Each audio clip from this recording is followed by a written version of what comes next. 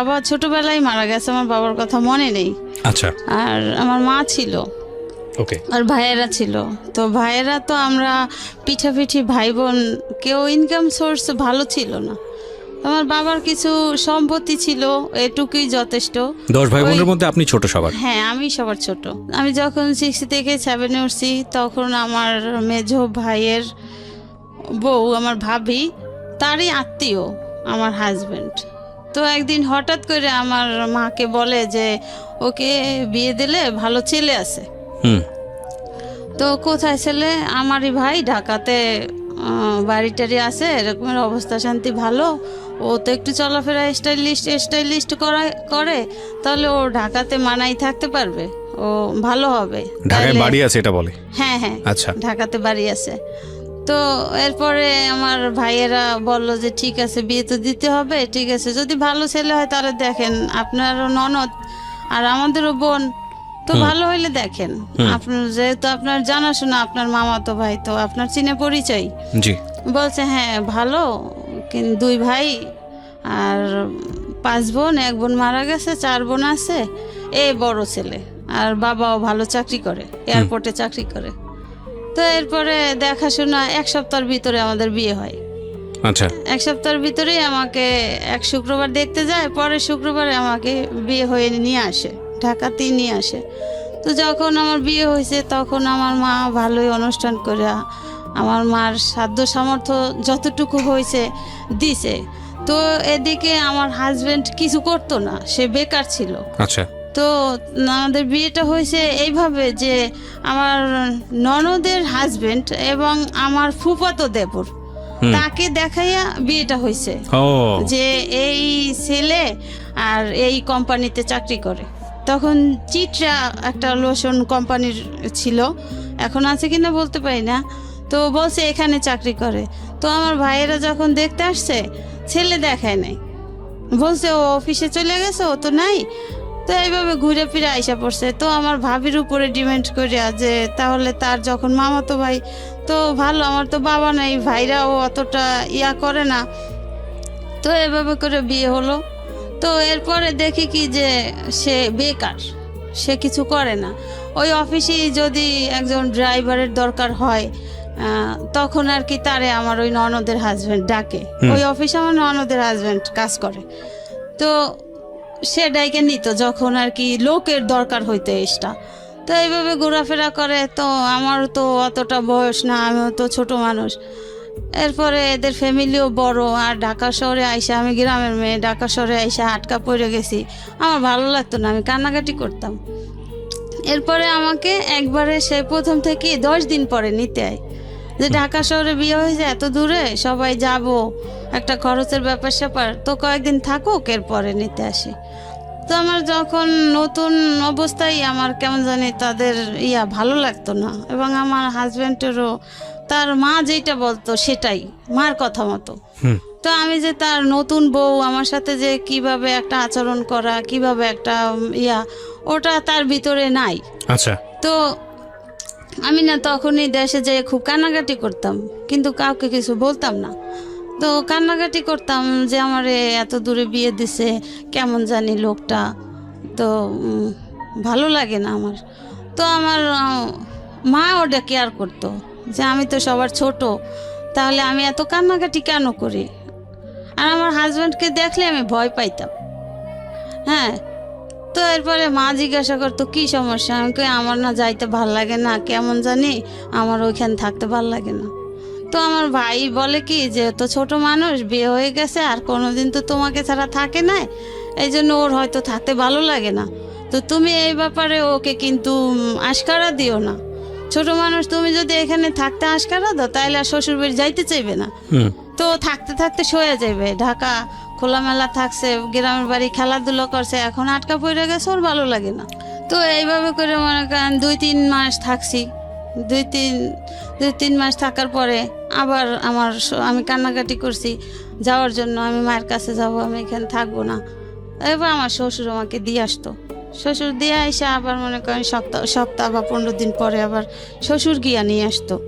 আর আমার হাজব্যান্ডের চলাফেরাটাও অতটা ভালো ছিল না, যে একটা স্ট্যান্ডার্ড ভাবে চলা, ঢাকা শহর বাড়িঘর আছে এরকমের যে চলাফেরা ওরকম আর না, সে একটু উগ্রপন্থীর লোক। এই জন্য আমার তেমন একটা ভালো লাগতো না। আর মনে করেন চোখ দুটো লাল লাল আমার দেখলে খুব ভয় লাগতো। তো এইভাবে মনে করেন 5-6 মাস হয়ে গেল। 5-6 মাস হওয়ার পরে আমি কনসেপ্ট হইলো আমার এই বাচ্চা পেটে। তো এখন না আমি শুধু কান্নাকাটি করি, আমার ভালো লাগে না, আমার শরীর খারাপ লাগে, আমার খাইতে ইচ্ছা করে না, আমার বমি আসে।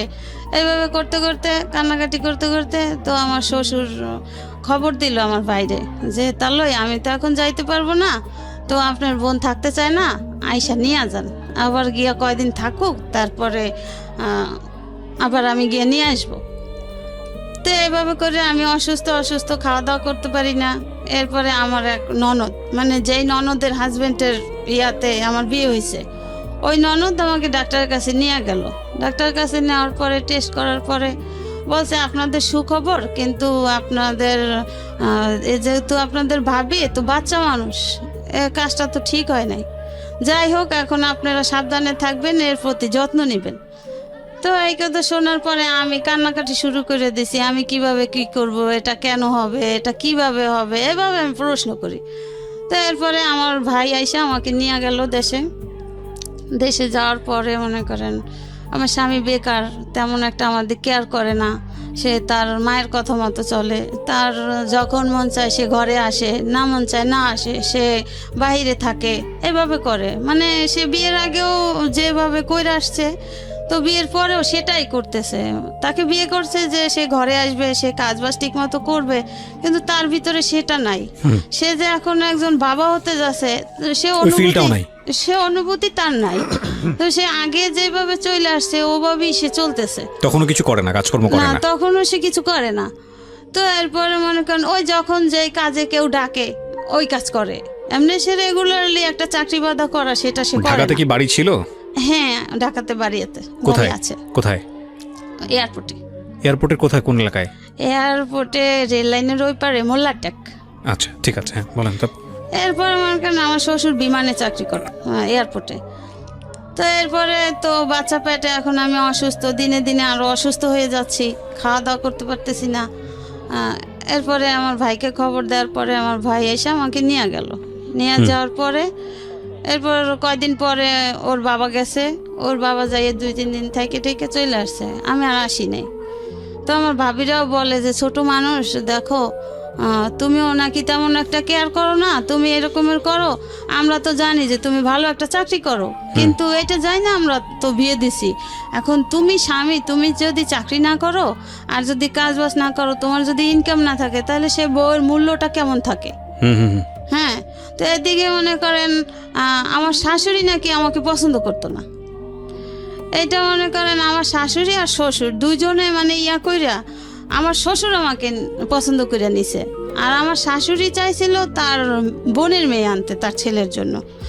তো এখন আমি যেটা মনে করি, হয়তো সেজন্য আমার স্বামী এরকমের করতো আমার সাথে, বা সে তার মায়ের কথা শুনতো, মা যেভাবে বলতো সেইভাবে চলতো। তো এরপরে তো আমি দেশে যাওয়ার পরে এভাবে করতে করতে আমার হাজব্যান্ড 2-3 বার গেছে, যাইয়ে আসছে, আমি আর আসি নাই, আমি আসতে চাই না, কান্নাকাটি করি। এবার আমার মা বলে যে ঠিক আছে, বিয়ে তো আমি দিছি। আমার ভাইয়েরাও রাগারাগি করে, কেন যাবে না, কেন যাইতে চাবে না, এরকম রাগারাগি করে। তো আমার মা বলছে ঠিক আছে, কোনো সমস্যা নাই, ছোট মানুষ, এখন যেহেতু বাচ্চা কাচ্চা হবে, থাক আমার কাছে। আর এই অবস্থায় তো মেয়েরা মায়ের কাছেই থাকে, তো আমার কাছেই থাক। যদি আল্লাহ ভালো করে, সুস্থ করে, তখন আস্তে ধীরে বুঝ হবে, তখন আরো একটু বয়স হবে, বাচ্চার মুখ যখন দেখবে তখন তার অন্য রকমের ফিলিংস হবে, সে এমনিতেই সাইতেই শ্বশুর বাড়ি যাবে। তো এইভাবে করতে করতে মনে করেন আমার ছেলেটা হইলো। এর ভিতরে আমার স্বামী মনে করেন যে যাইতো, কিন্তু আমার জন্য একটা সে লাল সুতাও নিয়ে যাইতো না, সে সম্পূর্ণ তার মায়ের পরামর্শ। যখন যা দরকার হইতো, একটা খাবার জিনিসের দরকার হইলে আমার শ্বশুর সেটা বহন করতো। তো এইভাবে মনে করেন এখন বাচ্চা হয়েছে, বাচ্চা ওর যখন 11 দিন বয়স, তখন আমার দেশের বাড়িতে, আমার শ্বশুর বাড়ি বরিশাল কাশীপুর, তো ওখানে আমার এক চাচা শ্বশুর থাকতো, আর এমনি চাস্তো চাচা আশেপাশে। তো ওর 11 দিন যখন বয়স, তখন ওই বাড়ির আমার এক চাচা শ্বশুর মারা যায়। তো মারা যাওয়ার পরে আমার হাজব্যান্ড গিয়া আমাকে নিয়ে আসে যে আমার কাকা মারা গেছে, এখন তো তোমার যাইতে হবে। তো আমার মা ভাবি এরা বললো যে ঠিক আছে যাও, তুমি কান্নাকাটি করো না, তোমার যদি ভালো না লাগে তুমি বলবা, আমরা গিয়ে নিয়ে আসবো, যেই যাও আচ্ছা একজনে গিয়ে নিয়ে আসবে, তো তুমি কান্নাকাটি করবা না। আর তোমার শ্বশুর যেহেতু তোমার সাথে আছে, তোমার কিসের ভয়, কিসের চিন্তা, যা কিছু দরকার হয় সে না দেয় না দেখ, তুমি তার কাছে বলবা। তো আর এখন তো বাচ্চা হয়েছে, এখন সে চেঞ্জ হয়ে যাবে, সমস্যা নেই, মানুষ এক সময় এক রকমের থাকে না। তো এরপর মনে করেন সেই চাচা শ্বশুর দেশের বাড়ি গেলাম, যাওয়ার 2-3 দিন পর আমার হাজবেন্ডটি নিয়ে আসলো ঢাকাতে। ঢাকাতে নিয়ে আসলো, সেই একই আপনার বাচ্চার তখন বয়স কত? মনে করেন 15 দিন হয়েছে। 15 দিন। নাম কি রাখলেন? ওই দিন নাম রাখা হয়েছে ওই সময়? হ্যাঁ, ওর জন্মের সাথে সাথে যখন আমার ভাইয়া ফোন কইরা বলছে, তারপরে ওর বাবা, ওর দাদা, ওর চাচাতো দাদা তারা গেছে, তারাই নাম রাখাছে। আমার দাদি, আমার শাশুড়ি নাকি ওর দাদি নাম রাখছে তানভীর হোসেন। তানভীর হোসেন, হ্যাঁ। আর আমার আম্মা রাখছে, ওর জন্ম হয়েছে রবিবার, এই জন্য ওর নাম রাখছে রবি। রবি, ঠিক আছে। তো গেল, তারপর আম্মা রাখছে রবি। জি, তারপর এরপরে তো আসলাম, আসার পরে ওই সেই একই অবস্থা। এদিকে আমিও তো মনে করেন ছোট মানুষ, ঘুমাইতে পারি না, আমারও অশান্তি লাগে। আপনার তখন 13-14 বছর বয়স যখন আপনার বিয়ে হয়েছে? হ্যাঁ হ্যাঁ। এখন মনে করেন আমার আর সংসারের কাজও আমার করতে হয়। ওই যে আমার শাশুড়ি যে আমাকে পছন্দ করতো না, ওইটা তো আমি বুঝতাম না যে সে আমাকে পছন্দ করতো না। তা আমাকে আনার পরে আমার শ্বশুর বলছিল যে তো আমার আরো কয়টা মেয়ে, 4টা মেয়ে আছে, আর তুমি একটা মেয়ে, আমার মেয়েদের থেকে তোমার বয়স কম, তুমি হয়তো সম্পর্কে বড় ভাবি, কিন্তু তোমার বয়স কম। আমি সেটা মানি। আপনি ওখানে গিয়ে রান্না বান্না করে ঘর সংসার করতেন? হ্যাঁ। কতজন মানুষের রান্না বান্না করতে হতো ওখানে? মনে করেন আমার 4টা ননদ, হ্যাঁ, তারপর ননদের হাজবেন্ড, তারপরে বড় ননদের 2টা বাচ্চা, সব মিলে কতজন? শ্বশুর শাশুড়ি, আমি, আমার হাজবেন্ড, এই সবগুলো মানুষের রান্না বান্না আপনার করতে হতো? হ্যাঁ, আমার করতে হতো। 13-14 বছর বয়স, খেয়াল করবেন কিন্তু, বাচ্চা আছে একটা কোলে। হ্যাঁ হ্যাঁ, তখন লাকড়ির চুলে রান্না করতে হতো। তো আমার জীবনে তো আমি মনে করেন দেশের বাড়ি থাকলেও আমি মায়ের ছোট, আবার ভাবিরা আছে, আমার তো কখনো কাজ করতে হতো না, আমি তো ঘুরতাম আর খাইতাম। জি। এরপরে মনে করেন যে ওই রান্না করতে হইতো, যে ওই যে কাঠের লাকড়ির চুলায় যে ভুসি গাদাইয়া রান্না করে না, যে গুড়ি দিয়া, কাঠের গুড়ি, ওগুলো তো আমি পারতাম না, তো ওগুলো আমার করতে হইতো। আমি কেন রান্না বসাইতো, আমার 5 ঘন্টা আমার রান্না হইতো না, চুলা জ্বলতো না, আমি চুলা ফুগাইতে ফুগাইতে লাল হয়ে যেতাম। বুঝতে পেরেছি। আপনি গেলেন, তারপর গিয়ে দেখলেন আপনার হাজবেন্ড আগের মতোই? হ্যাঁ হ্যাঁ, আগের মতোই। তো এখন মনে করেন এখন আমার বাচ্চার দুধেও হয় না, এখন বাচ্চার আলগা খাবার খাওয়াইতে হবে। এখন আমার স্বামী তো ইনকাম করে না, কি করবে? এরপরে সব দায়িত্ব আমার শ্বশুরেরই। তো আমার শ্বশুরও মাঝে মাঝে আমার স্বামীকে রাগ করতো যে এখন বাচ্চা কাচ্চা হয়েছে, বিয়ে শাদী করাইছি, এখনো আমি তোরেও পালমো, তোর বউও পালমো, বাচ্চাও পালমো, হ্যাঁ যা তুই ঘর থেকে বের হয়ে যা। এগুলো করতো আমার, হ্যাঁ শ্বশুর বলতো, এগুলো করতো আমার শাশুড়ির উপরে রাগ কইরা, যে তোকে ভালো বানানোর জন্য বিয়ে করছি, তোর মায়ের এগেনস্টে যাইয়া তোর মা যেটা চাইছে আমি সেটা করতে দেই নাই, তোর ভালোর জন্য, হ্যাঁ, আর তুই এখনো সেইটাই করো। তা আমি অনেক কষ্ট করে মনে করেন যখন বাচ্চাকে আলগা খাবার খাওয়াইতাম, আমার শ্বশুর তখন মিলবিটা দুধ ছিল, হ্যাঁ, 1 প্যাকেট 1 পোয়া দুধ এনে দিলে আমার ননদরা সেটা হিসাব দিত যে এটা 2 দিন খাওয়াবেন। 1 পোয়া দুধ? 1 পোয়া দুধ ছোট বাচ্চাকে? হ্যাঁ, 2 দিন খাওয়াবেন। 1 পোয়া দুধ বেশি খাওয়ানো লাগে না, সুজি হয়। এরপর মনে করেন আমার স্বামীর কামাই না, সে ওই অবস্থায় চলতেছে যে তার যে একটা বাচ্চা হয়েছে, বাচ্চা চালাইতে হবে, তার ওরকমের কোনো ফিলিংস নাই। তার মা যেটা বলে, মা যদি বলে যে তুই এনে বসে থাক, সে বসে থাকবে, সে কোনো কাজ করবে না।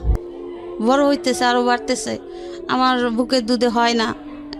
এরপর আমি কি করতাম, মাঝে মাঝে আমার মেজো ননদের আবার ছোট মেয়ে আছে, ওর বয়স তখন 6 মাস, 1 বছর হয়ে গেছে, আমি যে 6 মাসের পাইছি, তো ওই বাচ্চারা যে সুজি খাওয়াইতো, আমি মাঝে মাঝে ওর সুজি যে খাওয়াইয়া বাচ্চা থাকতো, ওগুলো আইনা পানি গরম করিয়া মিলাইয়া পাতলা করিয়া খাওয়াইতাম। আবার মাঝে মাঝে ভাত রান্না করিয়া ভাতের মার খাওয়াইতাম। এইভাবে করতে করতে মনে করেন সে ওই যে কোম্পানিতে মাঝে মাঝে গিয়ে চাকরি করতো, ওই কোম্পানি থেকে বিদেশে লোক নিবে। আচ্ছা, বিদেশের লোক নিবে, এখন সেও ইন্টারভিউ দিয়েছে। আমার সেই ননদের হাজবেন্ড দেওয়াইছে যে তুই তোর ভালো ড্রাইভিং করতে পারো, তাহলে তুই ইন্টারভিউ দেখ। তো বিদেশে যখন পাঠায়, এখন সে ইন্টারভিউ দিল, সে ড্রাইভিং এ পাশ করলো, পাশ করার পরে এখন সে বাহিরে যাবে, এখন তো টাকা পয়সার দরকার। এরপরে আমার মার কাছে গিয়া বলল যে আমি তো বেকার, কিছু করি না, তো আপনার মেয়ে তো কত কথাই শুনে, আমার মা বোনরা বলে, তো কিছু টাকা দিলে আমি বাহিরে যাব। এটা কাকে বললো? আমার মাকে। আচ্ছা। এরপরে আমার মা বলে যে তোমার কত টাকা লাগবে, যেহেতু তুমি কোম্পানি থেকে যাচ্ছ, তো খরচটা তো বেশি লাগার কথা না। হ্যাঁ হ্যাঁ, কোম্পানি বহন করবে, তো কি রকমের টাকা লাগবে? যে আমার ইয়া করতে, পাসপোর্ট টাসপোর্ট করতে লাগবে, আর কিছু কাপড় চোপড় নিতে লাগবে, হ্যাঁ, লাখানি টাকা হলে হবে। তো এরপরে আমার মা কি করলো, আমার মা জমি বিক্রি করে তার 1 লাখ টাকা দিল। আচ্ছা। সেই কত সালের দিকে এটা? 99 সনে। ওরে বাবা, ওই সময় 1 লক্ষ টাকা লাগবে? হ্যাঁ। কোন দেশে যাচ্ছে? কাতারে? না, তাহলে কুয়েত। কুয়েতে। আচ্ছা। হ্যাঁ, তো এরপরে আমার মা বলছে যে কতদিন লাগবে, যে এখন যেহেতু আমি ইন্টারভিউতে টিকছি, আমার তো ভিসা আইসা গেলে আমি চলে যাব, তো আমি 13 নম্বর সিরিয়ালে আছি, তো তোমার কত দিনে লাগবে? যেহেতু আমার এই পরিস্থিতি, আমার স্বামী কিছু করে না, আমার এক পদ দুধ আমার সন্তানকে 2 দিন খাওয়াইতে হয়, তাহলে আমি কষ্টে আছি না, আরও তো কান্নাকাটি করি, থাকতে চাই না। এরপরে আমার মা বলে ঠিক আছে, তোমার ব্যবস্থা হয়ে যাবে, তুমি ওই দিক দিয়ে ব্যবস্থা করো। ওই সময় আপনার বাবা বেঁচে নাই? না, আমার বাবা তো আমি বলতে গেলে দেখি নাই। দেখেনি? হ্যাঁ। আচ্ছা। এরপরে আমার মা জমি বিক্রি করে, তারপরে আমার মামা একজন সৌদি ছিল বাহিরে, তার কাছ থেকে এভাবে করে 1 লাখ টাকা দিছে। ওকে, সে চলে গেছে কবে? বাচ্চার যেদিন 1 বছর বয়স, 18 তারিখে, সে অক্টোবরের 19 তারিখে সকালে তার ফ্লাইট, রাত্র 4টে উঠে সে চলে গেছে। এরপরে এখন আমার শাশুড়ি খুশি যে তার ছেলে নাই, এখন আমি একা। তো সে আমাকে অনেক নির্যাতন করত, কিন্তু আমার শাশুড়ি নিজে করতো না, সে করাইতো তার যে মেয়েরা আছে না, নাতিরা আছে না, ওদেরকে দিয়া। যেমন মনে করেন রান্না করতে গেলে সেখানে হিসাব করতো, কোনখানে কতটুকু কি খরচ করছি, বা মাছ মাংসের টুকরাটা পর্যন্ত ননদ গয়না দিত, হিসাব করে দিত কয়জন লোক, এভাবে করতো। খাবারের সময় আমি ঠিকমতো খাবার পাইতাম না, এভাবে করতো। তো এই কেয়ারটা আমার শ্বশুর করতো। অনেক সময় দেখা যেত আমার শ্বশুর খাইতে বসলে সে তার খাবারটা আমার জন্য রেখে দিত, আর মেয়েদেরকে বলতো যে দেখ, ও তো সারাদিন কষ্ট করে, তোরা তো কেউ ওই কাছে থাকোস না, তো খাবার সময় একটু খেয়াল করে খাইস, ওর জন্য একটু রাখিস। আমি তো জানি যে তোর মা ওরে ভালোবাসে না, তোর মা ওরে কেয়ার করে না। যাক, কারণ যখন তোর ভাই নাই, তারপরেও তোর ভাই থাকতেও কিছু হয় নাই, এখন তারপরেও তোরা অন্তত পক্ষে নাতিটার জন্য একটু ভালোবাসিস। হ্যাঁ, সে তোদের একজন বংশধর, সে তোদের বংশ প্রদীপ, যে এই একটা ছেলে। তো আমার শ্বশুর এভাবে কেয়ার করতো, কিন্তু আমার শাশুড়ির দিনের দিন ওই অত্যাচারের মাত্রাটা বেড়েই যায়, কমে আর না। এরপরে মনে করেন আমার স্বামী গেছে 2-1 মাসে, আর টাকা টুকা পাঠায় নাই, গেল। এরপরে টাকা টুকা পাঠাইলে তার বাবার নামে পাঠাইতো। আচ্ছা। আর যাওয়ার সময় তার মা বইলে দিছে যে বউ যদি এখানে রাখতে চাও, বউ যদি এখানে থাকতে চায়, তাহলে আমি মা যেই কথা বলি সেই কথা কানে রেখে চললো, বউকে কখনো টাকা পয়সা দিব না, যা দরকার হয় আমি আছি, তোমার বাপ আছে। জি। হ্যাঁ।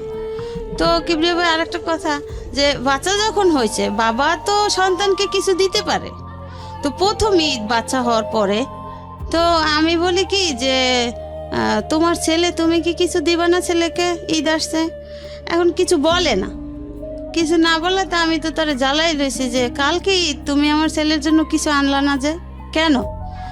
এখন আমাকে বলে কি, একটা নিঃশ্বাস ফেলায় বলে যে তুমি যা বলো, আমি যদি তোমার ছেলেকে কিছু আইনা দিই তা ঘরে অশান্তি হবে, শান্তি হবে না। আমি তো অশান্তিতে আছি, আমার আর শান্তি কোথায়? তোমার সন্তানকে তুমি দিলে অশান্তি হবে, এটা কেমন কথা? এটা কি মানে বিদেশ যাওয়ার পরে? বিদেশে যাওয়ার আগে। আচ্ছা। যাওয়ার আগে। এরপরে সে একটা জামা নিয়ে আসছে, ওখানে কাছে মার্কেট, সন্ধ্যার পরে একটা জামা নিয়ে আসছে, যেমন কালকে সকালে ঈদ, আজকে সন্ধ্যার পরে একটা জামা নিয়ে আসছে। তারও মন চায় যে তার সন্তানকে একটু কিছু দেখ, কিন্তু মায়ের ভয়ে দিতে পারতেছে না। আচ্ছা। এখন ওই শার্টটা কিনে নিয়ে আসার পরে আমার শাশুড়ি দেখেই আইনা তার মায়ের হাতে দিছে, আম্মা আমি এইটা আনছি ওর জন্য, আমার ছেলের জন্য। তুই টাকা কোথায় পেয়েছো? তুই যে কাজ করো না, তুই টাকা কোথায় পেয়েছো? কার কাছ থেকে ধার করছো? ধার করে আনো আর যা করো, আমি কিন্তু দিতে পারবো না, আমার কাছে জানি কেউ আসে না, এইভাবে কথা। এখন আমারে বলে যে দেখছো আমি কিন্তু কাজ করছি, রঙের কাজ করছি। সে তো এইখানে সেইখানে যখন যেটা পাইতো ওইটা করতো, যখন যে ডাকতো। যে আমি তখন জিজ্ঞাসা করছি যে আসলে আপনি টাকা কোথায় পেয়েছেন? কয় আমি কাজ কইরা রাখছি, একটা শার্ট আর কত টাকা, 100-150 টাকা। যাই হোক, এরপর আমার শ্বশুর বলে কি, মানে আমার শাশুড়ির জ্বালায় বলে তোর আনার দরকার কি ছিল, আমি আছি না, আমি তো আইনা দেবো, আমার একটা নাতি, আমি কি আইনা দেবো না? আমি তো আইনা দেবো, আমি তো আইনা দিছি, তোর আনার দরকার কি? তুই আইনা এখন বউরে এত কথা কেন শুনো? হ্যাঁ, সে আর কিছু বলে নাই। সে আমাকে বলে দেখো এই আমার মায়ের কথাগুলো তোমার জন্য শুনছি, তুমি চিল্লাচিল্লি করছো বিদে আমি শার্টটা আইনা দিছি, দেখছো যে আমি শার্টটা আইনা, আমার সন্তান, আমি শার্টটা আইনা দিয়ে আমার কত অপরাধ হয়েছে। তো কিবরিয়া ভাই, এই যে বিয়ের যে 2-3 বছর হয়ে গেছে বা যতদিনই হোক বয়স, আমার স্বামী কিন্তু আমাকে একটা সুতাও কিনে দিত না। হ্যাঁ, এরপরে তো গেছে, এখন তার ভিসা আসছে, সে গেছে বাইরে, সে কখনো আমাকে টাকা দিত না। তার মা যদি বলতো যে হ্যাঁ টাকা লাগবে, টাকা দাও, তাহলে টাকা দিত তার বাবার কাছে। তার বাবা আইনা তার মাকে দিত, তার মা যখন যা লাগতো যেতটুকু পরিমাণ তার কমে সময়টা ওভার করে কিনা দিত, এইভাবে চলতো। আর ওর দাদা মনে করেন মাঝে মাঝে চুপি চুপি দুধ টুধ আইনা দিত, তাদের দেখাইয়া দিত। সে বুঝতো যে এতে তো হয় না, যেভাবে আমার স্ত্রী মেয়েরা হিসাব করে, তো ও কোথায় যাবে, তো সে আইনা দিত। এভাবে করে মনে করেন ছেলে আস্তে আস্তে বড় হইল। সেই যে 99-তে গেছে অক্টোবরের 19 তারিখে, সে 3 সালে আসছে। 3 সালে আসছে, সে ওইখানে গেছে আপনার কেপিটিসিটি কোম্পানিতে। তো বেতন টেতন যা পাইতো সে নিজে চলতো, আর কিছু কিছু পাঠাইতো বাবার কাছে। আমার কোনো অ্যাকাউন্ট ছিল না, সে আজও পর্যন্ত কোনো অ্যাকাউন্ট আমার নামে করে নাই কখনো। তো ওই টাকা মায়ের কাছে পাঠাইতো। এদিকে মনে করেন আমার বাচ্চার বয়স 5-6 বছর হয়ে গেছে। সে ওই যে 3 সালে গেছে আর আসে নাই। 3 সালে গেছে, 3 সালে যখন আসছে, আসার পরে মনে করেন সে যেদিন আসছে তখন তো বাচ্চা ছোট, 2-2.5 বছরের।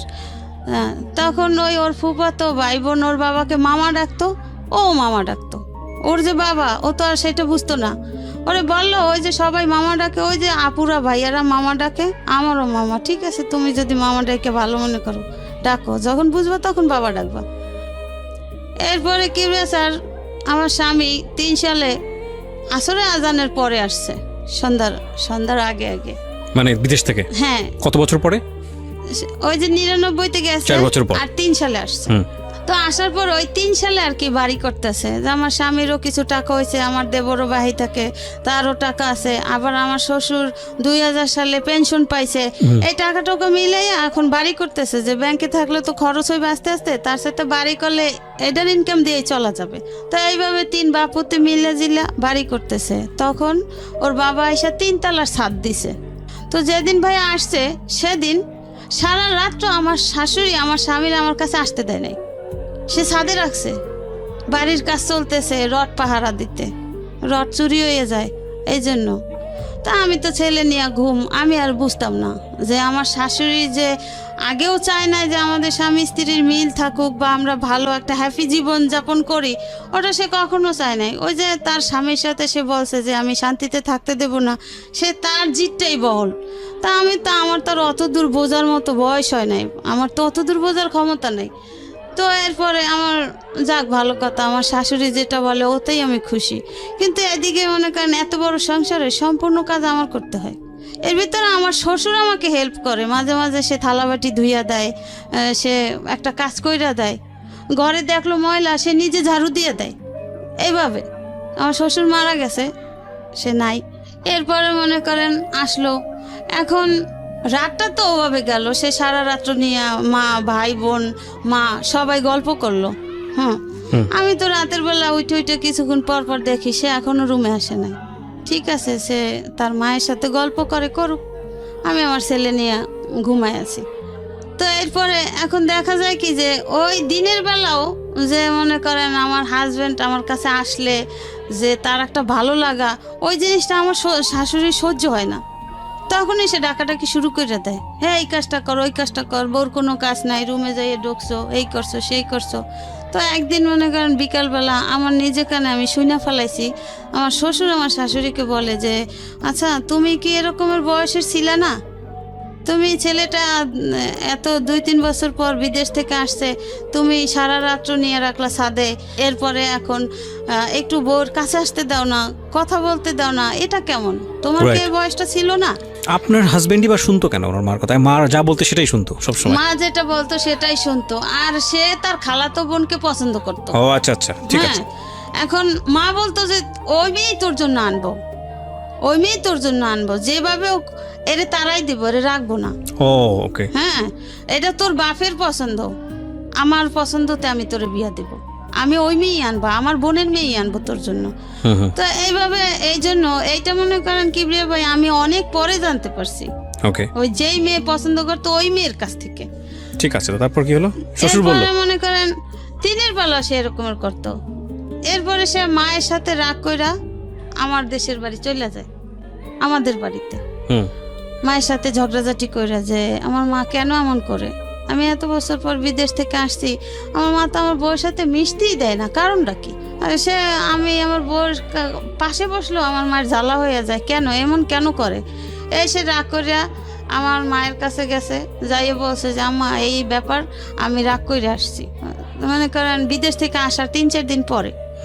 এরপরে সে সপ্তাহখানে আমাদের ওইখানে থাকছে, থাকার পরে সে আসছে তার মামাতো বোনের কাছে মোহাম্মদপুরে, এই মোহাম্মদপুরেই শ্যামলী বাড়ি আছে। তো ওখানে আসছে, আসার পরে আমার এই মামাতো ননদের কাছে নালিশ করছে যে এই ঘটনা আমার আম্মা এই করে। তো আমার এই ননদের হাজব্যান্ডে নিয়ে বাসায় আসছে, বাসায় আসার পরে আমার ননদের হাজব্যান্ড জিজ্ঞাসা করে যে ফুপা মা আপনি এরকমের কেন করেন? আপনার পছন্দ হোক বা না হোক, বউ তো আর দেখতে খারাপ না, বা আপনার এমন না যে ফুপায় গরিবের ঘরের মেয়ে টাইনে আনছে আপনার পছন্দ হয় নাই, এটা তো অপছন্দর কিছু না। আমরা তো দেখতেছি বউ বেশ ভালো, আপনার সংসারটা ম্যানেজ করে সে চলতে আছে।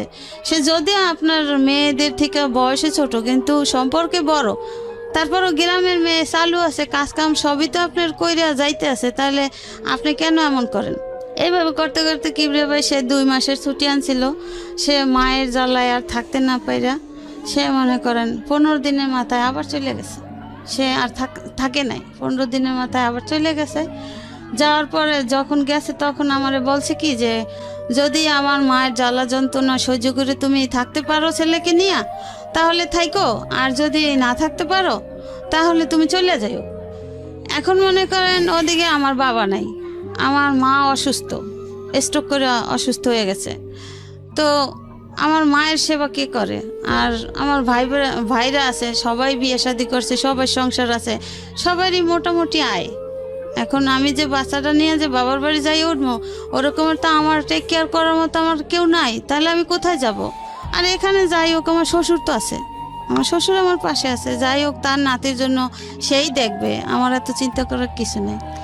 এইভাবে করে যে আর যদি আমি পারি তাহলে বাচ্চা নিয়ে আমি তোমাকে নিয়ে যাব, আর যদি না পারি তাহলে আমি আর জীবনে বাংলাদেশে আসবো না। এই কথা সে আমাকে বলে গেছে। বিদেশে টাকা ইনকাম করতেছে, তো কেন সে প্রাইমারিতে পড়বে? তাকে একটু ভালো স্কুলে ভর্তি করা যায় না? আমি আমার ছেলেকে ভালো স্কুলে ভর্তি করব, আমি প্রাইমারিতে দেব না। এইভাবে করতে করতে মনে করেন ওর যখন 6 বছর বয়স তখন স্কুলে ভর্তি করে। এখন দেখে যে আশেপাশের মানুষও খারাপ বলে, ওর সাথে যত বাচ্চারা তাদের স্কুলে দেয়, ওকে স্কুলে দেওয়া হচ্ছে না। এরপরে ওকে সেই বাড়ির কাছেই কেজি স্কুলে দেয়, মোল্লারটাক স্কুল, ওই স্কুলে দেয়। দিলেও মনে করেন যে ওর বাবা যে টাকা পয়সা পাঠায়, ওর কোনো এক্সট্রা খরচ তারা দেয় না। স্কুলে মাস গেলে বেতন হইলে মনে করেন বেতনের বই দেখে তারা লেখা হিসাব করে তারা টাকা দেয়। এইভাবে করে, যাই হোক এইভাবে করতে করতে করতে করতে ওর বাবা তো ফোন দেয়, কথা বলে। হ্যাঁ, এর ভিতরে মনে করেন আগে তো চিঠির যুগ ছিল, ফোন টোন ছিল না, চিঠি দিতাম। তো ওই চিঠি দিলে তাদের কাছে চিঠি আসলে ওই চিঠি তারা পড়তো, তারপর আমাকে দিত যে চিঠিতে ছেলে কি লেখছে, আবার টাকা টোকা দিছে কিনা। এভাবে তারা পয়রা চিঠি দেখা তারপর আমাকে দিত। যদি প্রয়োজন মনে করতো যে হ্যাঁ চিঠিটা দিব, তার স্বামী দিছে, তাহলে দিত। আর যদি প্রয়োজন না মনে করতো তাহলে তারা আমাকে বলতো না যে চিঠি আসছে। তো আবার নেক্সট টাইমে যদি 1 মাস 2 মাস পর আবার চিঠি দিত, তখন চিঠিতে বলতো যে তোমাকে আমি গত মাসে চিঠি দিলাম, তুমি তো চিঠি রিপ্লাই করলে না কেন? তা আমি তো জানতাম না। আমি আবার চিঠি দিলে তখন বলতাম যে আমি তো কোনো চিঠি পাই নাই, আমি তোমার চিঠির জবাব কিভাবে দিব? তো এইভাবে করতে করতে আমাদের ঘরেও ফোন আসছে, ল্যান্ড ফোন। তো ল্যান্ড ফোনে কিবরিয়া ভাই এরা করতো কি যে আর এক রুমে আর একটা ফোন লাগাইতো। ও মানে আরিপাত্ত। হ্যাঁ, ফোন লাগাইতো। তো আমি না লজ্জায় কিছু বলতাম না। তো কেমন জানি ওই যে আমাদের ঘরেরই বাচ্চারা হইচই করতো, ওই শব্দ পাইতাম। তা আমি বলতাম কি, আচ্ছা আপনি তো, আমি আপনি করে বলতাম, তো আপনি তো বিদেশে গেছেন সেই কত বছর হয়েছে আর আসেন না, তাহলে কি আপনি ওখানে বিয়ে টি করছেন নাকি? এই যে বাচ্চাদের হইচই শোনা যায়, তাহলে ওখানে আপনার বাচ্চারা আছে চেঁচামেচি করতেছে। তা হাইসা দিত, বলতো যা পাগল কি বলো? আমাকে হ্যাঁ এই যে বাচ্চাদের শব্দ হয়। কয় না, হয়তো তোমার ওখানে হয়তো ওরা ও মানে বাচ্চা শব্দটা আপনার ফোনে চলে আসতো, পাস হইতো। ওই যে পাশ থেকে আরিপাত্ত, পাশের রুমে, হ্যাঁ, শুনতো। বুঝতে পেরেছি। তো এর ভিতরে একদিন আমি আর ওইটা বুঝতাম না, ওই বাচ্চাদের চেঁচামেচি ওইটাই শুনতাম, তারে প্রশ্ন করতাম, আমি আর কিছু বলতাম না। এরপরে আমার এক ভাগ্নি বলে যে মামি তুমি মামার সাথে কি বলো, আমার আম্মু খালামণিরা সব শোনে। আমি কোথায় শোনে? কয় কেন, ওই যে ওই রুমে ফোন আছে না, মামা ফোন দিলে আম্মু খালামণি আমরা সবাই শুনি তুমি কি বলো। ও ইটস ভেরি ব্যাড। তো এইভাবে করতো। তো এই কথা আমি শোনার পরে আমি আর কিছু বলতাম না। আবার ওই মেয়ে বলছে কি, মামি আম্মুকে বললো না, তাহলে আমাকে মাইর দিবে। ঠিক আছে, বাচ্চা মানুষ বলছে, আমি তো জানতে পারলাম কথাটা। তো এরপরে ফোন দিলে আমি না কিছু বলতাম না, চুপ করে দাঁড়াই থাকতাম। তো বলতে কি ব্যাপার, কিছু কথা বলছো না যে? আমি বলছি কি বলবো, আপনিই বলেন, আমি শুনি, আমার কিছু বলার নাই। তো এইভাবে করতে করতে হয়তো বা সে বুঝতে পারছে যে হয়তো কোনো সমস্যা, যে কোনো কথার জবাব দেয় না। সে বলে আমাকে বলতে, তার কিছু বলার নাই। আমি ওই যতদিন চিঠি দিতাম ওই চিঠিতে বলতাম, কিছু বলতাম যে এই সমস্যা, সব সময় তো মানুষ একরকমের থাকে না, তো চেঞ্জ হওয়া তো দরকার, ছেলের দিক তো কেয়ার করা উচিত। আমি আর কত কথা শুনবো, আমি আর তোমার ঘরের কাজের লোকের মতো কাজ আমি কতদিন করব? আমি তো তোমার স্ত্রী, আমার তো একটা সম্মান আছে, তোমার বাড়ি আছে, ঘর আছে, টাকা আছে, পয়সা আছে, আমি কেন এমন থাকবো? আমাকে তো তোমার এইভাবে রাখা উচিত না। আমি চিঠিতে এইভাবে বলতাম, কিন্তু ফোনে আর কিছু বলতাম না। এরপরে যখন মোবাইলের যুগ আসলো, সে তো আর বাংলাদেশে আসে না। তো তার বাবা সবসময় বলতো যে তুমি আসো না কেন, আসো, বিয়ে শাদী কইরা গেছো, একটা বাচ্চা আছে, বাচ্চাও তো দেখার দরকার আছে, বা বউ রাইখা গেছো, এভাবে কি মানুষ বিদেশে থাকে? হ্যাঁ আসো, আইসা বেড়াই যাও, ঘুরে যাও, ছেলেকে দেখা যাও, হ্যাঁ এইভাবে বলতো। আর আমার শাশুড়ি ফোনে কথা বললে বলতো কি, তুই বাংলাদেশে আসবি না, তোর ওখানে কি কোনো কিছুর অভাব আছে? তুই বাংলাদেশে এসে কি করবি? তোর বাংলাদেশে আসার দরকার নাই, তোর বউ বাচ্চা ভালো আছে, আমি আছি না, তোর বাপে আছে না, তোর আসার দরকার নেই। তো এইভাবে করতে করতে সে 8-9 বছর হয়ে গেছে, সে বাংলাদেশে আসে না। 8-9 বছর? হ্যাঁ, যখনই আমি বলি কি ব্যাপার, তোমার ছেলে বড় হয়েছে, তো তুমি কবে আসবা বাংলাদেশে? তো এভাবে কি এক ছেলেই থাকবে? এটার কি কোনো ভরসা? দেখতে কি ইচ্ছা করে না? এটা কেমন জীবন? আমি এইভাবে বলতে হ্যাঁ আসবো, এই বছর না, আগামী বছর আসবো। আর যখন ওর মার সাথে ওর বাবা বলতো আসতে, কিন্তু ওর মা বলতো আসার দরকার নেই, আসবি না তুই, আমি তোরে বলছি তুই আসবি না। তার মানে এইভাবে থাকতে থাকতে বউ এক সময় চলে যাবে, বউ থাকবে না। ও ওকে। আমার শাশুড়ির চিন্তাধারা এটা। তো আমার চিন্তা হয়েছে যে আমার তো ছেলে আছে, আমি আমার সন্তান ফেলাই কোথায় যাব? আর আমার বাবার বাড়ি তো বাবা মা অসুস্থ, বাবা নাই, আমি কার কাছে যাব? ভাবিদের কথা কেন শুনবো? তার সাথে বরং স্বামীর বাড়ি আছি, ভালোই আছি, সবাই জানে আমি ঢাকা শহরে ভালোই আছি, কিন্তু আমার ফ্যামিলিগত কিভাবে আছি, আমার অন্তরে কতটা সুখ আছে, সেটা তো আমি অন্তর জানে আর আল্লাহ জানে। তো এইভাবে করতে করতে মনে করেন এই দেখে যে আমি ফোনে কথা বলতে পারি না, ফোনে কথা বলি না। এরপরে সে আমাকে একটা মোবাইল দিবে, মোবাইলের যুগ যখন আসছে। এরপরে এখন ওর মা বলে কি যে না, মোবাইল দিবি না, তুই মোবাইল দিবি আর তুই ওই ফোনে টাকা খরচ করে বললাগে রাত দিন কথা বলবি, বললাগে কথা বলার দরকার নেই। কি কথা বলবি? ফোনে কথা বলো না। তখন সে বলে কি যে ও তো ফোনে কোনো কথাই বলে না, তা আমি কি করবো? ওর সাথে তো আমার কথা বলতে ইচ্ছা করে, আমার ছেলের সাথে তো আমার কথা বলতে ইচ্ছা করে। এরপরে কি ভেবে আমাকে একটা ফোন দেয়, ওই যে কালো নোকিয়া মোবাইলগুলো যখন বের হয়েছিল, একটা ফোন সে পাঠায় দেয়। তার ওইখান থেকে একটা লোক আসে, সে ওই লোকের মাধ্যমে সিম টিম কিনা সে পাঠায় দেয়, ওকে কইরা দেয় যে আমার যে কিনতে না হয় বা ফোনটা অফ না থাকে, এভাবে কইরা। তো এভাবে করে মনে করেন আমি তখন মোবাইল চালানো বুঝি না। হ্যাঁ, তো ওই ফোনটা নিয়ে আমার ননদের মেয়ে ব্যবহার করতো। ওকে। ও ননদের মেয়ে ব্যবহার করতো বা রাত বিরাত সবসময় ওর কাছেই ফোনটা থাকতো। ম্যাক্সিমাম ভাগই যদি ওর বাবা ফোন দিত তাহলে ফোনটা রিসিভ করতো ভাগ্নি। তো ওই ফোনে মনে করেন সে মেয়ে কলেজে পড়ে, ভার্সিটিতে পড়ে, সে মেয়ে আমার ফোনে কথা বলে বিভিন্ন রকমের ছেলেদের সাথে। তা আমি তো ওগুলা আমি মনে করি ও ভাগ্নি, ওর মোবাইল নাই, ঠিক আছে, আমার তো মোবাইলের প্রয়োজন হয় না, ওর মামা ফোন দিলে তো আমাকে দিবি। তো এরপর আমাকে একদিন বকাঝকা করে ওর বাবা যে ফোনটা দিছি আমি আমার প্রয়োজনে তোমার সাথে কথা বলার জন্য, যখনই আমি রাতের বেলা ফোন দেই তখনই আমি তোমার ফোন পাই ওয়েটিং, আর ফোন পাই ভাগ্নির কাছে, কেন? আমি বলছি যে দেখো আমি তো ফোন চালাইতে পারি না, আমি তো বুঝি না, আর ফোনটা তো ওর তো ফোন নাই, ও আমার ফোনটা ও ব্যবহার করে, তাহলে সমস্যা কি? কোনো সমস্যা তো নাই, ফোন দিলে তখন তো ওর কাছে থাকলেও অবশ্যই আমাকে দিবে যে তুমি ফোন দিছো। তো ও ঘুমাইতো এক রুমে, আমি ঘুমাইতাম আর এক রুমে। এরপরে ওরা একদিন বলি কি যে লিসা তোমার মামা এরকম আমার রাগারাগি করছে, ফোনটা যেহেতু তোমার কাছে থাকে থাকুক, ভালো কথা, তুমি এখন থেকে আমার কাছে ঘুমাইও, আমার কাছে ঘুমাইলে তো ফোনটা তো যখন তোমার মামা ফোন দেবে তখন নাইলে আমি কথা বললাম, আর সারাক্ষণ তোমার কাছে থাকলো, কোনো সমস্যা নেই। এরপরে ভাইয়া এখন তো ফোন দিলে ঠিকই ও আমার কাছে ঘুমায়, আমার সাথে কথা বলে, কিন্তু আমি তো টের পাই যে ওই মেয়ে কথা বলে। এখন আমার তো কিছু করার নাই, যেহেতু আমি আমার স্বামী তো আর আমার অতটা কেয়ারিং না, আমি তাদের বাধ্য স্বীকারোক্তি, আমি তাদের কথা মতো আমার চলতে হয়। জি, ভালো কথা। এরপরে মনে করেন আস্তে আস্তে আমার শ্বশুর এক সময় অসুস্থ হয়ে যায়, সে ক্যান্সারে আক্রান্ত হয়, তার 3-4 বার করে অপারেশন হয়।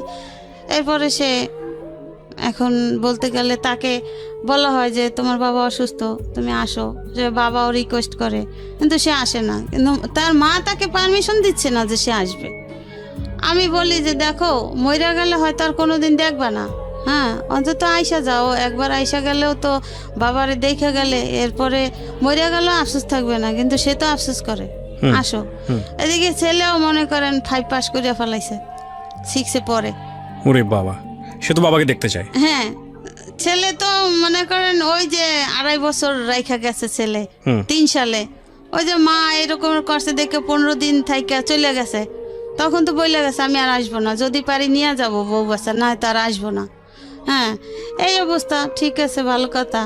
এখন তারে ফোনের পর ফোন করা হয়, সে আসে না, সে আসে না, না আসাতে আমাকে বলে কি যে এই তো আমি আগামী মাসের 15 তারিখ আসতেছি। আমি তো মহা খুশি, সবাই খুশি, আসতেছে, ভালো কথা। সে আসে না, না আসাতে ওদিন লাস্ট ডেট মনে করেন ডিসেম্বর মাসে, 11 সালের ডিসেম্বর মাস, তো আসার কথা, আসে নাই। এরপরে ওরে তার এক রুমের এক লোকের নাম্বার ছিল আমার কাছে, তার নাম্বার না পাইলে আমি ওই লোকের নাম্বারে কল দিতাম যে সে কোথায় আছে, কেন ফোন ধরে না, কেন ফোন দেয় না, টাকা পয়সা ঠিকমতো দেয় না, ছেলের বেতন দিতে হবে, এভাবে করে ওই লোকের মাধ্যমে মাঝে মাঝে যোগাযোগ করা হইতো। তো এখন হ্যাঁ ওর বাবার ফোনে ফোন দিতে আসি, কিন্তু ফোন বন্ধ। কি ব্যাপার? তাহলে সে আসার কথা বললো, সে কি কোনো পথে ঘাটে অ্যাক্সিডেন্ট হলো না কি হলো, একটা টেনশন না, যে তারিখ দেওয়া যে এই তারিখই সে আসতেছে। এরপরে সে আসতেছে না। এখন আমার ননদের হাজবেন্ড বলে কি যে আপনার কাছে কি অন্য কারোর নাম্বার আছে? আমি বলছি কি হ্যাঁ, তার এই রুমের একজন লোক আছে, তার নাম রশিদ, তার নাম্বার আছে, আমি তো মাঝে মাঝে তারে না পাইলে এই নাম্বারে কথা বলি, তার কাছে জিজ্ঞাসা করি, খোঁজ খবর নেই। এরপরে ঠিক আছে নাম্বারটা দেন, এই নাম্বারটা দিলাম সেই 12 সালে ফেব্রুয়ারি মাসে। আচ্ছা। সে এরপর আমার ননদের হাজবেন্ড ফোন দিল ওই লোকের কাছে ফোন দিল। তখন আমার হাজবেন্ড রুমেই আছে, একই রুমে আছে। ওই যে সে আসার কথা তারিখ দিছে, সে আসে নাই। তো না আসাতে এখন বকাঝকা করবে না, রাগ করবে না, এই জন্য সে আর ফোন ধরে নাই। ফোন না ধরাতে আমার ওই ননদের হাজব্যান্ড বললো কি যে ওকে বললেন যে ওর বাবা মারা গেছে, ওর আর আসতে হবে না, ও যখন খুশি তখন জানি বাংলাদেশে আসে। ওকে। হ্যাঁ, এই কথা বলার পরে সে চিৎকার দিয়ে উঠছে যে সত্যি আমার বাবা মারা গেছে। এখন আমিও তো পাশে, তখন আমি বলি কি ওই শোনেন না, আপনার ভাই কিন্তু কাঁদতে আছে, অবশ্যই আপনার ভাই রুমে আছে। ওই লোকের জিজ্ঞাসা করে, রশিদ ভাই আপনার কাছে কি ও আছে, মনির আছে? বলে হ্যাঁ আছে। আপনি না বললেন যে নাই? বলে এই যে মাত্র রুমে ঢুকছে, আপনি কথা বলতেছেন, এই কথা শুনে এসে রুমে ঢুকেই চিৎকার দিতেছে। বলে ঠিক আছে, ওকে বলেন, শান্ত হইতে বলেন যে ওর বাবা এখনো মুমূর্ষ অবস্থায় আছে, হয়তো বা ওর জন্য পরাণরা অপেক্ষা করে, ওকে 2-1 দিনের ভিতর পাঠাই দেন। এরপরে মনে করেন তাকে ওই লোকটা তার টাকা টোকা দিয়া তাকে পাঠাই দিল। সে ফেব্রুয়ারি মাসে 17 তারিখ আসলো বাংলাদেশে 12 সালে। সে যে 3 সালে গেছে আর 12 সালে আসছে আয়সা দেখছে তার বাবা খুবই মুমূর্ষ, মানে ক্যান্সার রোগী। তো 17 তারিখ আসলো, তা মার্চ মাসে 3 তারিখ তার বাবা মারা গেল। ও ওকে। বাবা মারা গেল। এরপরে মনে করেন আমার জীবনের ঝড় শুরু হয়ে গেল। যে এখন আমার ননদরা আমাকে বলে যে তুই তো এতদিন তো শ্বশুরের আন্ডারে ছিলি, তোর শ্বশুর তোরে দেখছে, তোর শ্বশুর তোরে কেয়ার করছে, এখন তোরে কে দেখবে, এখন তুই কার কাছে থাকবি?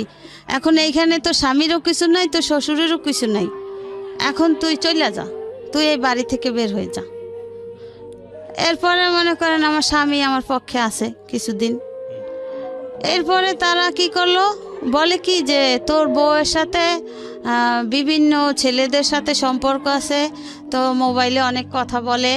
তাই এখন আমি বলি কি যে আমি তো সহজে কারোর সাথে কথা বলি না, আর এই ফোন দিয়ে তো আপনার মেয়েরা, আপনার নাতি কথা বলতো, আমি তোর কথা বলতাম না। ঠিক আছে, খুঁজে বের করেন যে আমার সাথে কার সাথে সম্পর্ক আর আমি কোথায় যাই।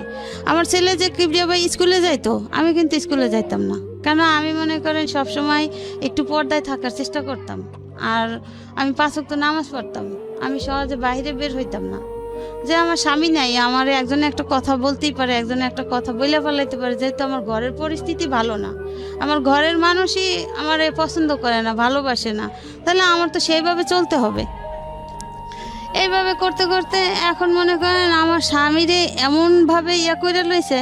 হ্যাঁ, এরপরে আমার স্বামী বলে কি ঠিক আছে মা, অনেক বছর তো একত্র ছিল, এখন তাইলে একটা কাজ করেন, ওরে আমার ছেলে নিয়ে একটা আলাদা রুম ছাইরা দেন, আমি যতটুকু পারবো দেব, যেমনি পারে ও চলবে ছেলে নিয়ে। এখন আমার শাশুড়ির কথা হচ্ছে যে না, আমি তো রাখবো না, আমি তো আগেই তোকে বলছি। আর আগেই তার নাকি একটা প্ল্যান ছিল যে যেহেতু আমার বাচ্চা হয়ে গেছে, এখন আমার বাচ্চাটা একটু বড় হোক, বড় হওয়ার পরে আমাকে তার ছেলের কাছ থেকে বিদায় করে দেবে। এরপরে মনে করেন এখন তো বিভিন্ন রকমের কথা, এখন আমি তো কথা জীবনেও শুনি নাই, বা কি করব। এখন আমার স্বামী পারতেছে না আমার শাশুড়ির সাথে। এখন আমার স্বামী বলে কি ঠিক আছে মা, তাহলে আমি তো বাড়িঘর করতে টাকা দিছি, তাহলে আমার কিছু টাকা দেন, আমি দেশের বাড়ি ঘর করে ওরে দেশের বাড়ি রাখি। না, তা হবেই না, তা হবে না, তাকে বিদায় করা চাই। এখন কি করলো, দেখে যে না আমার স্বামীও মোটামুটি আমার পক্ষে আছে। এরপরে আমি বলি কি দেখো, ছেলে তো বড় হয়েছে, এখন ছেলে তো আর অবুঝ না, হ্যাঁ ছেলেও বোঝে, তোমার ছেলেকে জিজ্ঞাসা করো, বা তোমার যে আত্মীয় স্বজন আছে, আশেপাশের লোক আছে, হ্যাঁ তুমি তাদের সবার কাছ থেকে খোঁজ খবর নাও আমি কোথাও গেছি কিনা। এরপরে মনে করেন এখন কোনো কিছু না পাইয়া আমার এক বোন আছে সায়দাবাদ, মাঝে মাঝে আমার ননদদেরকে নিয়ে যাইতাম, আমার এই ছেলেকে নিয়ে যাইতাম। হ্যাঁ, আমি একা কখনো যাইতাম না, বা বেশিরভাগই আমার শ্বশুর আমাকে দিয়ে আসতো, আর আবার সেই গিয়ে নিয়ে আসতো। এখন বলে কি যে ঠিক আছে, কোথাও কোনো নাই, এর বোনের সাথে সম্পর্ক আছে, বোনের হাজব্যান্ডের সাথে। আমার বোনের 2 মেয়ে কলেজে পড়ে, এখন আর এক বাচ্চা হয়েছে, এখন 3 বাচ্চা। তো এইভাবে করতে করতে কিবরিয়া ভাই কীভাবে যে কি হইলো, এরপরে আমার স্বামী বাহিরে চলে গেল। আমি অসুস্থ, এই এত বাজে টেনশনে আমি অসুস্থ হয়ে গেছি। এখন আমার স্বামী আমাকে বলে কি দেখো, এত বছর আমার বাবা ছিল, বাবার ইয়াতে তুমি থাকতে পারছো, এখন যে পরিস্থিতি, আমিও তো বাইরে চলে যাবো, তা তুমি এখানে থাকতে পারবে না, তার সাথে একটা কাজ করো, এখন তো আমার কাছে টাকা পয়সা নাই, তুমি আপাতত কিছুদিন যাইয়া তোমার বাবার বাড়ি থাকো। আমার মাও নাই, মাও মারা গেছে এর ভিতরে 10 সালে। এখন আমি বলি কি, আমি এত বছর তোমাদের বাড়িতে থাকলাম, আর এখন আমি বাপের বাড়ি যাই থাকবো, ছেলে বড় হয়েছে, ছেলে স্কুলে পড়ে, ছেলে তখন 6-এ পড়ে, তখন এখন আমি কার কাছে গিয়ে থাকবো, আর ছেলের লেখাপড়া কি হবে? বলে কি তো ছেলে থাকুক, তুমি যাও। এবার আমি বলি কি যে ঠিক আছে, আমাকে বলে কি যেহেতু তুমি অসুস্থ, তুমি দেশে যাই একটু ঘুরে ফিরে আসো, সুস্থ হয়ে যাবা। আমি কেছি কি ঠিক আছে, তাহলে আপনিও চলেন, আপনিও গিয়ে বেড়াই আসবেন, আর আমিও দেখি যদি সুস্থ হই। ঠিক আছে, তাও থাক, ওর পরীক্ষা চলে। এখন আমাকে তার এই বাড়ির এক ভাড়াটিয়া বলে কি যে তুমি কোথাও যাইও না, তোমার পিছনে বড় ষড়যন্ত্র চলে। আচ্ছা, হ্যাঁ। আমি কই কেন আপা, কি ষড়যন্ত্র? বলে তুমি যদি এই বাড়ি থেকে বের হও, এই বাড়িতে আর উঠতে পারবে না, তোমার এই বাড়ি থেকে বিদায় দেওয়ার প্ল্যান চলতেছে। তা এখন এই কথা শোনার পরে আমি বলছি কি ঠিক আছে, আমি কোথাও যাব না, ছেলের পরীক্ষা, তো পরীক্ষা শেষ হয়ে নেক, তারপরে আমি ছেলেকে নিয়েই তোমাকে নিয়ে বেড়াইতে যাব। বলে আমার তো অত সময় নেই, আমি তো চলে যাব, তাই তুমি যাও এখন। আমি বলছি না, আমি যাইতে পারবো না। এরপরে মনে করেন তারা কিতে কি করছে কি জানি না, মনে করেন আমার একেবারে আমি এত অসুস্থ, মরার অবস্থা। এখন আমার ভাইদেরকে ফোন দেয়, আপনার বোন অসুস্থ, আপনার বোনকে আইসা নেন। তা আমার ছেলের কাছে টাকা নাই, ওর বাবা মারা গেছে, ও হঠাৎ আইসা পড়ছে, হ্যাঁ, তো এখন কি করবে? এরপরে আমি যাই না, না যাওয়াতে মনে করেন এরকমের করতে করতে 1 মাস শেষ হয়ে যায়। সে যে ফেব্রুয়ারি মাসে 17 তারিখ আসছে, মার্চ মাসের 3 তারিখ তো তার বাবা মারা গেছে। এই মার্চ মাসটা সে ছিল তো এইভাবে গন্ডগোলের ভিতরে। এরপরে একদিন মার্চ মাসের লাস্ট তারিখে আমি আর সে শুয়ে আছি, আমার শাশুড়ি গিয়া বলে কি এই ওঠ, আমার হাজব্যান্ডকে বলে এই ওঠ। এখন বলে কি কেন মা, কোথায় যাব? বলছে ওঠ এদিকে।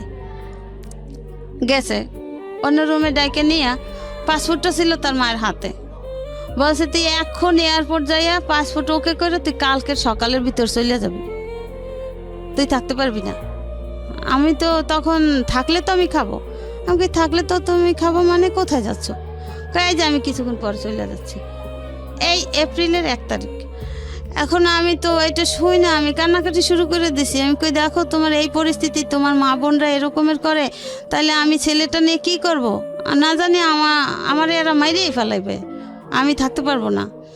তাহলে তুমি আমার সাথে ওয়াদা করে যাও যে তুমি আবার কবে আসবা, তুমি কবে আসতেছো?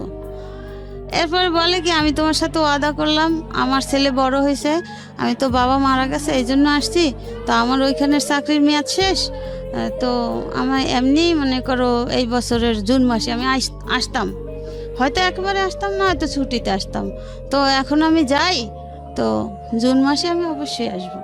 আমি বলছি না, আমি তোমাকে বিশ্বাস করি না, তুমি এত বছরে আসো নাই, তোমার বাবাও এত রিকোয়েস্ট করছে, আমি এত রিকোয়েস্ট করছি, তুমি আসো নাই, এখন তুমি চলে গেলে, তোমার মা করে ইয়া, তোমার বোনরা করে ইয়া, তাহলে আমারও জানে রাখবে না, আমারও মেরে ফেলাবে, আমার ছেলেরও মেরে ফেলাবে, আর তুমি তো আর আসবাই না।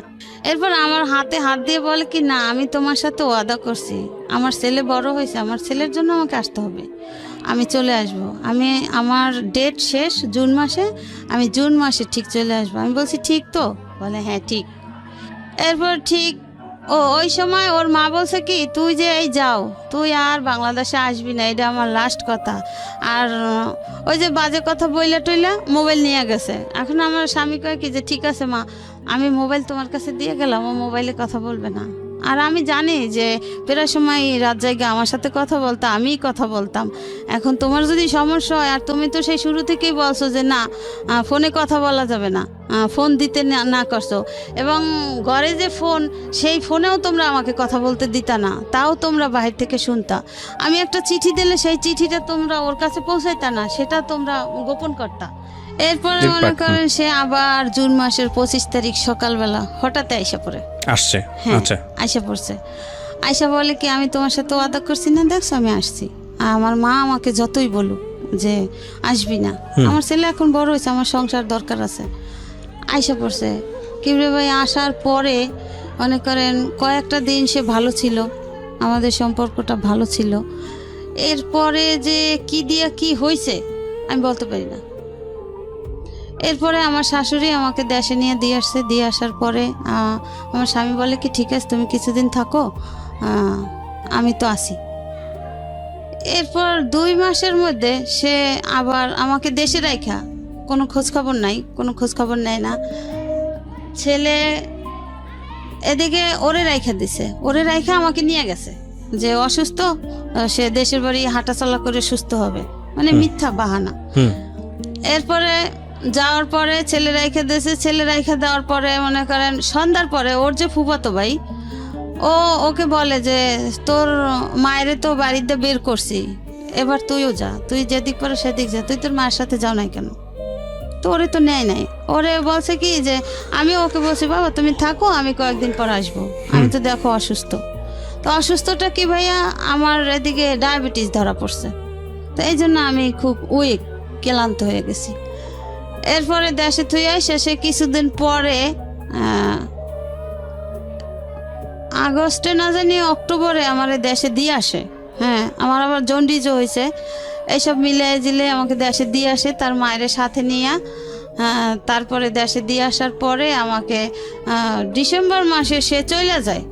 সে আমাকে যেদিন চলে যায় সেদিন আমাকে ফোন দিয়ে বলে কি যে আসসালাম তো সংসার করার জন্য, বাংলাদেশে আর থাকতে পারলাম না, আমি চলে গেলাম, তুমি ওখানেই থাকো। হ্যাঁ, এটা বললে চলে গেছে, আর তার কোনো খোঁজখবর নাই, সে কোনো খোঁজখবর নেয় না, আর কোনো ছেলেও আমার কাছে আছে। এদিকে আমার বড় ভাই ছিল, বড় ভাই মারা গেছে। বড় ভাইয়ের কাছে আমার শাশুড়ি ওর বাবারে বাহিরে পাঠাই দিয়া আমার শাশুড়ি বলে কি যে আমরা তো আপনার বোনকে আর নেব না, আপনার বোন আপনারা রাইখা দেন, আমার ছেলে বিদেশে চলে গেছে আর আসবে না।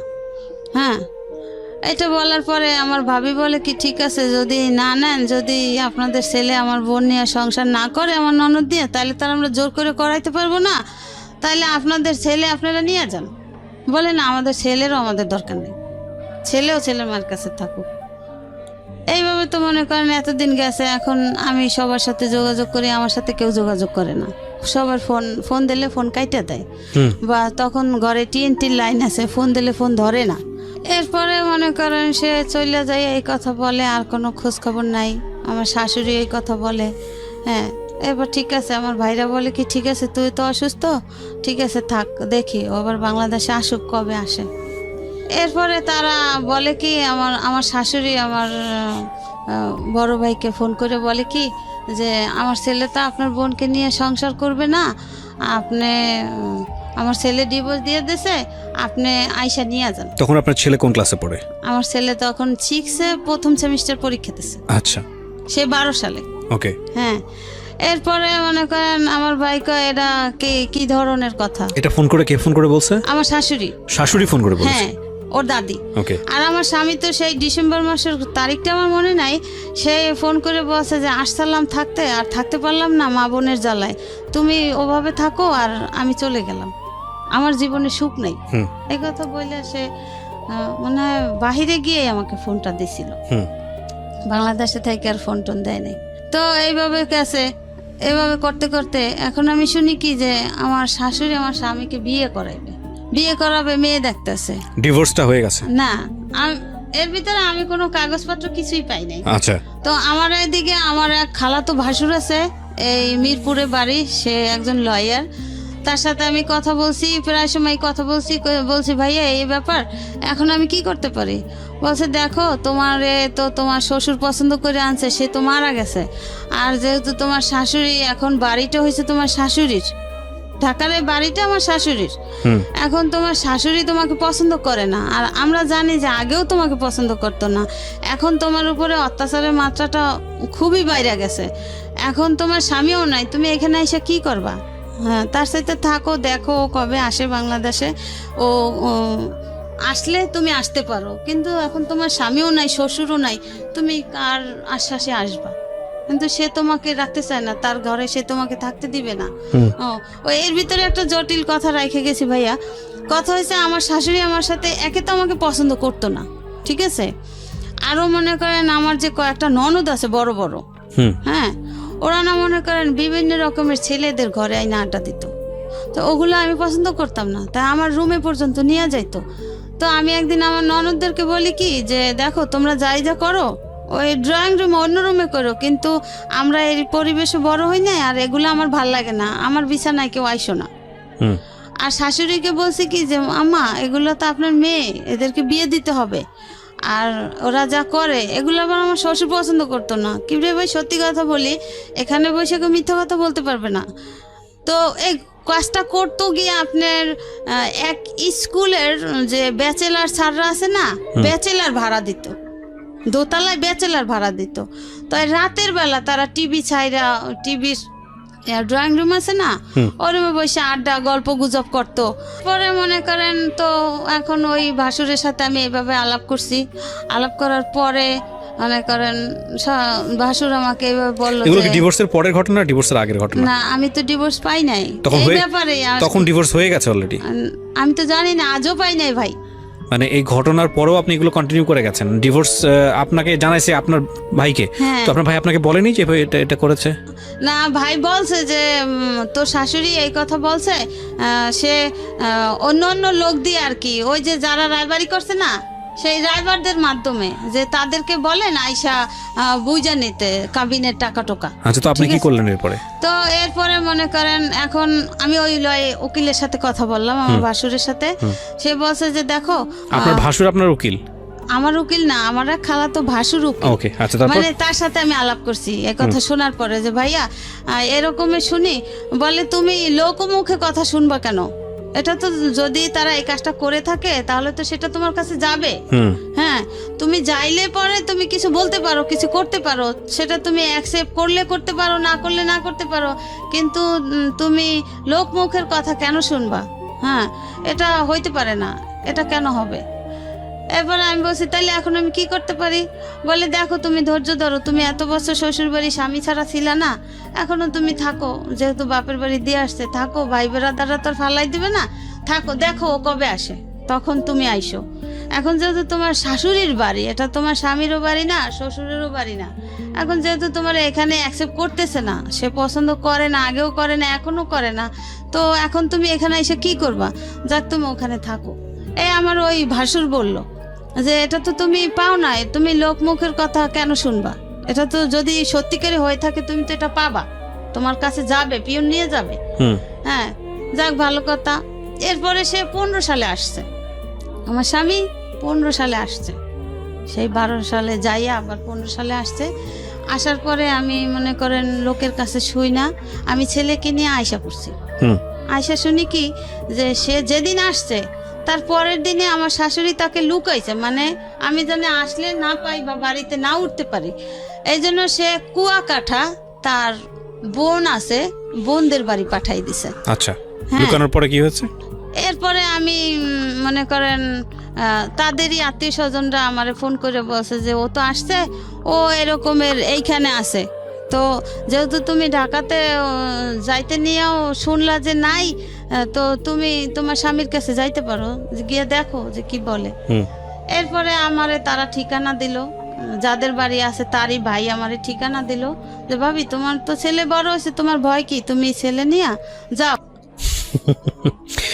এটা কি মা ভক্তি নাকি কি বলবো এটাকে জানি না, মানে স্টুপিডিটির একটা সীমা থাকা উচিত। হ্যাঁ বলেন, তারপর? এরপরে মনে করেন লুকাইয়া এরপরে ওইখানের লোকজন, ওই আর্মির যে ওই কাকা মনে করেন আরো লোকজন ডাকছে, বা ওই যে খালাতো ভাইয়ের বাসায় গেছে, মানে হেরা ভাই বোনা, ওরা ভাই বোনেরা সবাই বসছে। বসার পরে বলছে যে তুই এইভাবে লুকোচুরি কেন করো, তুই কি বউ রাখবি না রাখবি না? বলে কি যে না আমি তো আমার মায় তো আমার বিয়ে করাইবে, আমি তো এরে নিয়ে বাসায় উঠতে পারবো না, আমার মায় এরে নিয়ে বাসায় উঠতে দেবে না। তাহলে তো তুই কি করবি? ওই আর্মি কাকা জিগে তাহলে তুমি কি করবা? তুমি কি এই বউ নেবা না কি আমরা পুলিশ খবর দিব তোমাকে? এখন বলে কি না না কাকা আমি নেব, আমি আমার স্ত্রী সন্তান নেব। এই কইয়া ঠিক আছে, মিল টিল হয়ে গেছে। সেই বিকালবেলা তখন আর কি ওর মায়ের ফোন দিছে, ওই কাকাই ওর বাবার নাম্বার দিয়ে ফোন দিছে। ফোন দেওয়ার পরে ওর মা ওর দাদি বলে কি যে ও যদি ওই বউ নিয়ে আসে আমি আমার ঘরে উঠতে দেবো না। আমি ও বউ আগেও মানি না, এখনও মানি না, এখন তো মানার কোনো প্রশ্নই আসে না। আমি তো বউ বের করেই দিছি বাড়ি থেকে। আমি কি বাড়িতে উঠানোর জন্য বের করছি? আমি তো বের করার জন্যই বের করছি। আমি মানি না, আমি আমার ছেলেকে আমার পছন্দ মতো বিয়ে করাবো। এরপরে তারা জিজ্ঞাসা করলো যে তোমার মা তো এটা বললো, এখন এটা তো তোমার স্ত্রী, তোমার সন্তান, তোমার মা কি করলো ওটা তো দেখার দরকার নাই, তোমারটা তোমাকে বুঝে নিতে হবে। বলছে হ্যাঁ আমি স্ত্রীর সন্তান নিয়ে ঢাকাতে যাব। ঠিক আছে, ভালো কথা। এরপরে তারে শিখাইয়া দিল না কি করলো, সে সন্ধ্যার পরে সারাদিন এই ছেলে নিয়ে ঘুরলো, আমার সাথে কথা বললো। কথা টথা বলার পরে সে সন্ধ্যার পরে ওখান থেকে পালাই আইসা পড়ে। আমাকে আমার ছেলেকে রাইখা ওখান থেকে তার ওই খালাতো ভাইয়ের বাসা থেকে পালাই আইসা পড়ে। এখন তারে ফোন দেয়, তার ফোন বন্ধ। সে পালাইয়া আইসা কোথায় আসে, তার আমতলি, আবার তার বোনের শ্বশুর বাড়ি আছে ওখানে। এরপরে আবার আমি খুঁজতে সেই 15 সালে কোরবানির সময় আমি খুঁজতে ছেলে নিয়ে আবার তার কাছে গেছি যে কিভাবে আমি চাইছি যে আমার এত বছরের সংসার, আমার ছেলেটা বড় হয়ে যায়, আমার সংসারটা ঠিক থাকুক, আমার ছেলেটার মান সম্মান ঠিক থাকুক, সে সমাজে মাথা বড় হয়ে সে বাঁচুক, সে ভালো একটা স্কুল কলেজে লেখাপড়া করুক। এই আমি তাকে নিয়ে আসলাম, সে আমাদের সাথে আসলো। আয়সা সপ্তাহখানে ছিল, আমার বোনের বাসায় বেড়াইছি তাকে নিয়ে। এরপরে আমি হেদের বাড়িতে গেছি। হেদের বাড়িতে যাওয়ার পরে হ্যার মা আমার চাচি শাশুড়ির ফোন দিয়ে বলে যে ওরা জিজ্ঞাসা করেন যে ও কি আমার সম্পত্তি চায় না ওর স্ত্রী সন্তান চায়। ও যদি ওর স্ত্রী সন্তান গ্রহণ করে তাইলে আমি ওকে আমার সম্পত্তির এক কানা করেও দেব না। এরপরে সে রাতের বেলা এক জায়গায় শুই, ছেলে নিয়ে শোয়, আমি শুই।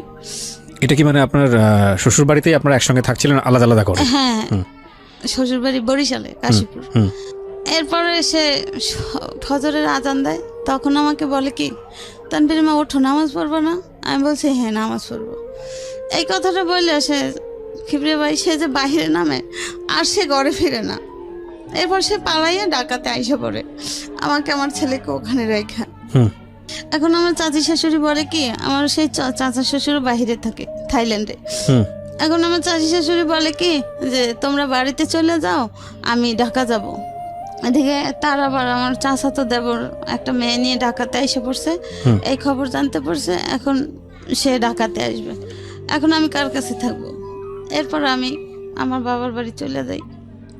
যাওয়ার পরে মানে সপ্তাহখানে পরে আমাকে একজনে ফোন দিয়ে বলে কি যে তুমি দেশে আছো, তোমার স্বামী বিয়ে করে বউ নিয়ে আসছে। আমার শাশুড়ি অলরেডি সে নিজে দাঁড়াই থেকে তাকে বিয়ে করায়। আমার শাশুড়ি নিজে দাঁড়াই থেকে বিয়ে করে মানে আপনি ছিলেন ওই সময়? আমি তো বাড়িতে মানে আপনার নিজের বাড়িতে, মায়ের বাড়িতে? হ্যাঁ, আমি আমার মায়ের বাড়িতে। ওকে। এখন আমাকে একজন ফোন করে বলে যে ওদেরই বাড়ির এক ভাড়াটিয়া বলে যে ভাবি তুমি দেশে কি করো, তোমার স্বামী দিয়ে বিয়ে করে আর একটা বউ আনছে। এরপরে আমি কথাটা শুনে আমি ছেলেরে বললাম কি তানভীর তোর বাবা তো বাড়িতে, হ্যাঁ তাই তোর বাবা নাকি বিয়া করছে, তোর দাদি বিয়া করাইছে, বউ আনছে। ছেলে বলে কি চলো আমরা যাই বাড়িতে। এই 15 সালে কি রে ভাই। এরপরে বাড়িতে আসছি। এর আগে আমার স্বামী বাংলাদেশে আসছে সেই কথা শুই না আমি বাড়িতে আরো একবার আসছি যে আমার শাশুড়ি আমার স্বামীকে আমার সন্তানের মুখোমুখি হতে দেয় নাই। সে ঘর থেকে যখনই আমরা দরজা নক করছি লুকিং গ্লাস দিয়ে দেখে সে অন্য রুম দিয়ে সরাইতেছে, কইছে বউ বাচ্চার সামনে তুই যাবি না, তুই ঘর থেকে বের হয়ে যা। আমরা এক দরজা রুমে ঢুকছি, আর এক দরজা খুলে দিয়ে সে বাইরে বের করে দিয়েছে। তার আগে বিয়ে হয়ে গেছে। এরপর বিয়ে করে বউ আনছে। পরে আমি গেছি আমার ছেলেকে নিয়ে, দুপুরবেলা যাই উঠছি। সে শুক্রবার দিন বউ নিয়ে আসছে, আমি এর পরের দিনই শনিবার দিন যাই আবার বাসায় উঠছি। বাসায় ওঠার পরে ছেলে জিজ্ঞাসা করে আবু ওই মহিলাকে? বলে কে? তোর একটা আন্টি। কয় আন্টি কোথা থেকে আসলো? কেমন আন্টি? বলে কি যে তোর আন্টি। কয় আন্টির পরিচয় তো দিবা, আন্টি কিরকমের আন্টি, কোথাকার আন্টি, কই থেকে আসছে? এখন সে কথা বলে না। এখন আমার ওর দাদি ওইটা বলে কি যে এটা তোর আব্বু বিয়া করছে, তোর আব্বুরে বিয়া করাইছি। ওই সেই মেয়ে নাকি ওর নতুন কোনো বউ? নতুন অন্য কোনো মেয়ে। আচ্ছা, তোর বাপেরে বিয়া করাইছি, আমি বিয়া করাইছি, তোর সমস্যা কি? এবার ও বলে কি যে আমার সমস্যা কি, মানে আমার মা থাকতে আমার বাপ আর একটা বিয়ে করবে কেন, কারণ কি? আমার বাপ তো এত বছর ছিল না, এখন বাংলাদেশে আইসা সে পাগলামি কেন করবে, কি কারণ? আমি তো বড় হয়েছি, তার কিছু প্রশ্ন থাকলে সে আমাকে করতে পারে। তো কয় তুই ছেলে মানুষ, তোর দ্বারা কইব কি? একটা পুরুষ মানুষ 5টা বিয়ে করতে পারে, সমস্যা নেই। বলছে বিয়ে করতে পারে, ভালো কথা। আমার মায়ের তো অনুমতি নেবে, আমার মায়ের কাছে সাজেশন নেবে না সে? আমার মা যদি বলে তাহলে সে বিয়ে করবে, তা না হলে সে কিভাবে বিয়ে করে? কত ছেলে মানুষ, তোর কাছে এত কথা বলবো কি, যা তুই প্রসেসর। এখন আমার স্বামীরে ওর বাবারে সে ঘর থেকে বের করে দেয়। কে বের করে দেয়? ওর দাদি। আচ্ছা, এখন আমরা যেহেতু উপস্থিত হয়েছি, এখন একটা ঝামেলা হইতে পারে। হ্যাঁ, তো ওরে বারবার কাকি তুই যা। ও সামনে গিয়ে দাঁড়াইছে, আব্বু তুমি কোথায় যাও?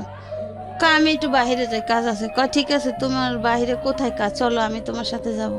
ওর দাদি ওরে টাইনে ধরে, কেন তুই যাবি? ও যাইবো ওর কাজে, তোর সমস্যা কি? তুই কই যাবি? তুই ওই পাশে যাইয়ে ব।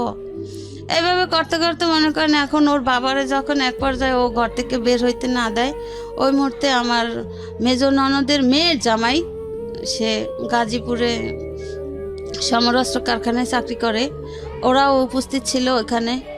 তো ওরে রুমের ভিতরে টাইনা নিয়া, এর ভিতরে আমার শাশুড়ি আমার রুমের ভিতরে টাইনা নিয়া মানে আচ্ছা মতো মারছে। এরপরে ওই তার মেয়ের নাতি জামাই ওরে ঘুষিয়েতে ঘুষিয়েতে ওরে বিছানার উপরে বেউস করে ফেলাইছে। এভাবে মারধর করিয়া রুমের ভিতরে তালা মেরে দিয়া তারা থানায় যাইয়ে পুলিশ নিয়ে আসছে। পুলিশ নিয়ে আসছে, কি কি সমস্যা, কি প্রমাণ, কি অবস্থা, কেন পুলিশ? এখন বলে কি যে আমরা এই বউ সাইডে দিছি, এরপরে বউ আইয়া জ্বালাতন করে, আমাদের বউ আইয়া আমাকে ডিস্টার্ব করে। এরপরে এলাকার লোকজনও কিছু কিছু আসছে, আইসা আমারে জিজ্ঞাসা করছে। এরপর আমি বলছি যে কাকা এই ব্যাপার, আমার এরকমের অসুস্থ ছিলাম, আমার দেশে দিয়ে আসছে, আমার শ্বশুর মারা যাওয়ার পরে, আপনারা তো সবই জানেন এলাকার লোক। তো এখন আমি আসছি, আমি আরও 2বার আসছি, তখনও আমার ঘরে উঠতে দেয় না আমার শাশুড়ি। আমার স্বামী লুকায়ে লুকায়ে গেছে, আমি এইভাবে তারে খুঁজে খুঁজে আনছি, এখন সে আইসা বিয়া করছে। হ্যাঁ, এখন আমার সাথে এরকমের হয়েছে। তোমার সাথে কি কোনো ডিভোর্স হয়েছে? আমি বলছি না কাকা, আমি এরকমের কোনো প্রমাণ, কোনো কাগজ আমি পাই নাই। বলছে কত বছর? আমি বলছি এই যে তানবীরের দাদা মারা যাওয়ার পর থেকে 12 সাল থেকে এই ঘটনা। তো এরপরে এরা জিজ্ঞাসা করছে, পুলিশ জানছে, পুলিশেরা জিজ্ঞাসা করছে যে আপনারা কি ডিভোর্স দিয়েছেন, তাহলে তার কাগজ কই, কাগজ দেন, আপনাদের কাছে কি কাগজ আছে? আমাকে জিজ্ঞাসা করছে আপনি কি এরকম কোনো কাগজ পাইছেন? আমি বলছি জি না স্যার, আমার স্বামী যাওয়ার সময় আমাকে এই কথা বলে গেছে, এরপর আর তার সাথে আমার কোনো যোগাযোগ নাই, সে আমাকে কোনো খোঁজ খবর নেয় নাই, এখন আমি আসছি, তারা আমার সাথে এরকম ব্যবহার করতেছে। এরপরে তারা কি একটা কাগজ দেখাইলো, দেখানোর পরে ওই পুলিশরাই বলতেছে যে আপনারা যে ডিভোর্স করছেন এখানে তো মেয়ের সিগনেচার থাকবে, তারপরে মেয়ের দেনা পাওনা কি আপনারা শোধ করছেন? আমার শাশুড়ি বলে কি যে তারে সাচ্ছি, সে নেয় নাই। এরপরে একজন মুরব্বী কথা আমারে বলল।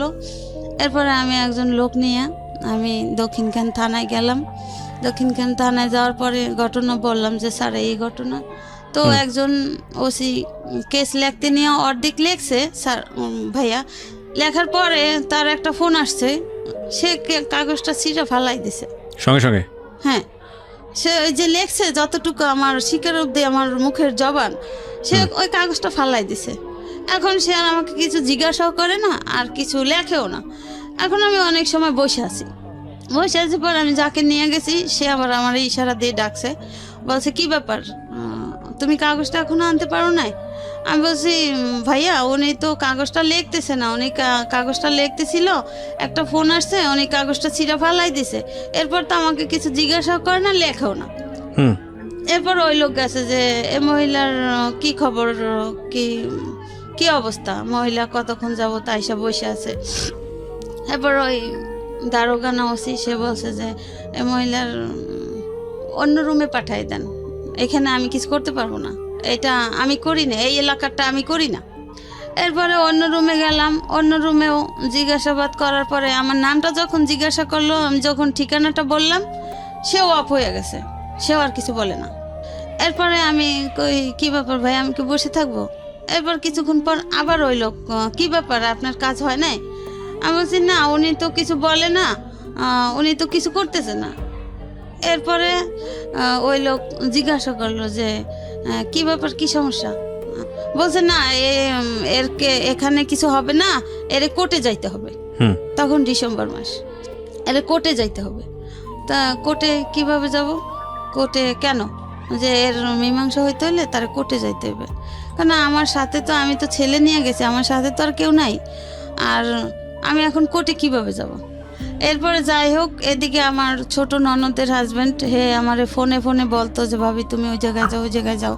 হ্যাঁ, কিন্তু এটা ছিল তাদের সম্পূর্ণই আমার ননদের হাজব্যান্ড যে আমাকে বলতো। আমি তো ভাবতাম যে হয়তো একটা সংসারের কেউ ভালোবাসে, কেউ ভালোবাসে না, এটাই স্বাভাবিক, একজন না একজন তো সাথে আছে।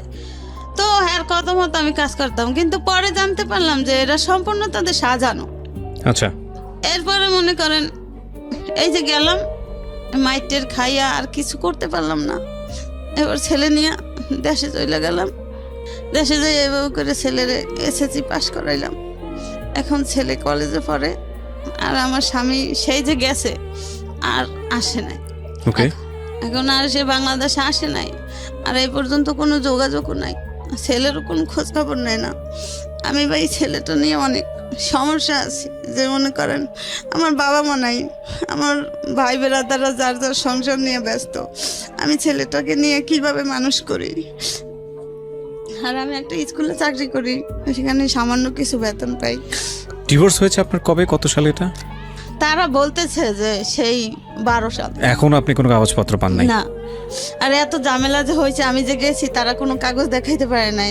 ওই যে কাগজটা দেখাইছে, তারা তো বলছে যে এটা তো ডুপ্লিকেট কাগজ, আপনাদের এখানে তো তার সিগনেচার থাকবে বা তার দেনা পাওনা পরিশোধ করবেন, আর এটা আপনারা সাধবেন কেন? এটা তো আপনারা যদি কত টাকা ছিল দিনমোহর? হ্যাঁ, কত টাকা ছিল? আমার দিনমোহর 1 লাখ টাকা করছিল। আপনি পুলিশ ছাড়া আপনি কোর্টে যাননি কেন? স্যার আমি কোর্টে গেছি, আমি মনে করেন ওই ননদের, আমি তো তখন চিনি না আমি কোথায় যাব। তো ওই ননদের, ছোট ননদের হাজবেন্ড আমাকে বলছে কি যে জজ কোর্ট না। আচ্ছা, আপনার ছেলেকে আমি একটু ফ্লোর দিই। 3 নম্বর, তোমার আম্মা যে বিষয়গুলো এখানে বললো সব তো তুমি জানো? জি। বা তার চেয়ে অনেক বেশি কিছু জানো, হয়তো সময়ের অল্পতার কারণে সে অনেক কম বলছে। তো তুমি কি চাও আগে, সেটা আগে বলো আমাকে। তোমার সঙ্গে তোমার বাবার কথা হয়? আমি আমার বাবার সাথে অনেকবার কন্ট্যাক্ট করার চেষ্টা করছি, বাট আমি করতে পারি নাই। আমার বাবাও করে নাই, আমার ফ্যামিলিরাও আমার সাথে করতে দেয় নাই।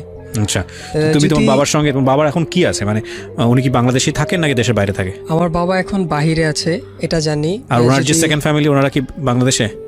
আমার বাবাকে যে সেকেন্ড যে বিয়ে করাইছিল তারা, সেই বউ, আমি যতটা শুনেছি যে সে এখন পর্যন্ত যে ঈদের সময় যে গেছে, ওই যে গতবার ঈদে যে গেছে, এখন পর্যন্ত আসে নাই। এই ঈদে তার নাকি 1 বছর হয়ে গেছে যে যাকে বিয়ে করাইছে আর কি নতুন, উনি যে গেছে। বাট আমি চাই যে আমার বাবা মা যাতে আবার একত্রিত হয়। আমার একজন ফুফা আছে। তুমি তোমার বাবাকে ফেস করেছো বিষয়টা নিয়ে? যে বিষয়টা আমার বাবার সাথে অনেকবার ফেস করার চেষ্টা করছি, বাট আমার ফ্যামিলি কেউই করতে দেয় না আমার সাথে কন্ট্যাক্ট। তোমার বাবা তোমাকে ফেস করে নাই? হ্যাঁ, আমার ফ্যামিলিও করতে দেয় না। আমার বাবা যদি করতে চাইছে, আমার দাদি ফুপি ওনারা কেউই করতে দেয় না। বিশেষ করে আমার একটা ফুফাতো ভাই আছে, ও বিশেষ করে করতে দেয় না। আর আমি যতবার বুঝলাম না, তুমি তো বয়স পড়ো, তোমার বয়স কত? আমার বয়স এখন 20 বছর। তুমি বুঝো না বিষয়টা, রিয়েলিটিটা তুমি বুঝো না। তোমার বাবার, আমি সরি টু সে, তোমার বাবা, তারপর আমি তোমার জায়গা থেকে নিশ্চয়ই অনেক রেসপেক্ট আছে। মানে একটা পুরুষের তো মেরুদণ্ড থাকে, আমি এভাবেই বলতে বাধ্য হচ্ছি। মানে গার্ডসে কি এত সমস্যা যে ফ্যামিলি যাই বললো, যেহেতু সে নিজে ইনকাম করে, পয়সা রোজগার করে, এটা তো তুমি বুঝো। নিশ্চয়ই সেও চায় না তোমার মাকে লাইফে। এখন এখানে তুমি জোর করে হলো বা যে কোনো কিছু হলেও তো এটা তো সমাধান খুঁজতে পারবা না। এটা কি তুমি তোমার মাকে বোঝাও কখনো? আমি এটা আসলে বুঝাতে আমার বাবার অনুভূতিটা আমি বুঝি, আমার মাকে সে চায় কিনা না চায়। কি But বুঝো এটা এটা তো তুমি কি বুঝো আমাকে একটু বলো তো। আমি বুঝি সেটা হচ্ছে কি, আমি আমার বাবাকে যেই কয়দিন দেখেছি আমার সামনে, আমার মার সাথে সে কোনোভাবে খারাপ বিহেভ করার চেষ্টা করেনি, বাট তার মাকে যখন দেখেছে সামনে আছে তখন আমার মার সাথে সে খারাপ ব্যবহার করে গেছে। বাট ওনার মা যখন সরে গেছে, আমার দাদি যখন আমার মা এবং বাবার চোখের আড়াল হয়েছে, তখন আমার মার সাথে কিন্তু আমার বাবা খুব সুন্দরভাবে এটা কথা চরম বলেছে। অন্যায়, এটা ভয়ানক রকমের অন্যায়। আমরা মাকে অবশ্যই, মা হচ্ছেন পৃথিবীর সবচেয়ে সেরা উপহার, কিন্তু মা যদি কোনো অন্যায় করেন সংসার নিয়ে, যেটা ওদের ক্ষেত্রে হয়েছে, সেখানে যে মাকে একদম বাধ্যবাধক, মাকে যে কিছু বলা যাবে না, মা যে অন্যায় করছে সেটা বলা যাবে না, এবং এটা বললে যে ধর্মীয়ভাবেই বলি বা অন্য কোনো দিক থেকেও যে একটা বড় ধরনের অপরাধ হয়ে যাবে, তা কিন্তু আসলে না। কারণ যে কোনো ব্যক্তি যদি কোনো অপরাধ করেন তাকে প্রপারলি সেটা বলার অধিকার আমাদের ধর্মীয়ভাবেও দেওয়া হয়েছে যে তুমি সেটা অপরাধ করছো এবং সেটা করা অন্যায়। এবং স্ত্রীর অধিকার নিয়ে সে কখনোই দাঁড়াতে পারেনি তার হাজব্যান্ডের কাছে বিকজ অফ তার শাশুড়ি। এটা ওনারা যা বললো সেটা যদি সত্যি হয়ে থাকে তাহলে বিষয়টা তাই। আর দ্বিতীয়ত যেটা বলবো যে যেই লোকটা সারা জীবন তার মার কথা শুনে আপনাদেরকে সাপোর্ট করতে পারলো না, সেই লোকটার পিছনে হন্যে হয়ে দৌড়ানো তো কোনো মানে নাই। বরং আপনারা তাকে ক্ষমা করতে পারবেন কিনা এটাই চিন্তা করেন। আপনার তো মেয়েও হতে পারতো বাংলাদেশের সামাজিক কন্টেস্টে। আমি যদি চিন্তা করি ওর বয়স তো এখন 20 হতো, এবং যদি মেয়ে হতো আপনার জন্য এটা আরও বিপজ্জনক হতো। এটাই আমাদের রিয়েলিটি, বাংলাদেশের সামাজিকতার বাস্তবতায়। বিয়ে দিতে সমস্যা হতো, একটা চাকরি বাকরি নিয়ে দৌড়াদৌড়ি করতে গেলে সমস্যা হতো, বিভিন্ন রকমের সমস্যা হয়, যে নারীকেন্দ্রিক যে যত রকমের সমস্যা আমাদের সমাজে আছে, সেই জায়গাটায় আপনি একদিক থেকে এগিয়ে আছেন। এখন আপনার ছেলেটার পড়াশোনার জন্য যে খরচের দরকার, ও তো নিজেই কিছু না কিছু করে রোজগার করতে পারে, ওর সে সামর্থ্য আছে, দেখতে শুনতো মাশাআল্লাহ সুন্দর। সুতরাং এই জায়গা থেকে তো আপনি একদিক থেকে এগিয়ে আছেন। আপনার হাজব্যান্ড যদি কোনো দিন এমন হয় সহায় সম্বল সব কিছু হারিয়ে আর কোথাও কোনো জায়গা নাই, সে পাচ্ছে না, আপনাদের ফ্যামিলিতে আসছে, তখন আপনারা হয়তো অনেক বেশি ওয়েল এস্টাবলিশড। এই প্রশ্নের উত্তর নিয়ে অনুষ্ঠানটা শেষ করবো আমি, আর বাকিটা সবটুকু আপনিও বোঝেন, আমাদের লিসনাররাও বুঝে। আপনারা ওয়েল এস্টাবলিশ, আপনার ছেলে একটা ভালো চাকরি করে, হয়তো ভবিষ্যতে নিশ্চয়ই হবে, ভবিষ্যতে ইনশাল্লাহ হবে, এবং আপনার হাজব্যান্ডের যদি কোথাও যাওয়ার জায়গা না থাকে আপনাদের কাছে আসে, আপনারা মেনে নেবেন? জি, আমি মেনে নিব। আমি তার সন্তান। আপনি মানবেন? আপনাকে প্রশ্ন করেছে, আপনি মানবেন? তখন আপনার খাওয়ার কোনো সমস্যা নাই, কষ্টের নাই, আপনার সব কিছু ওয়েল এস্টাবলিশ, আপনার ছেলে লেখাপড়া করে একটা চাকরি বাকরি করছে, আপনার ছেলের যে রেসপেক্ট আছে তার বাবার প্রতি, সেটার জন্য আমার যথেষ্ট রকমের তার প্রতি রেসপেক্ট।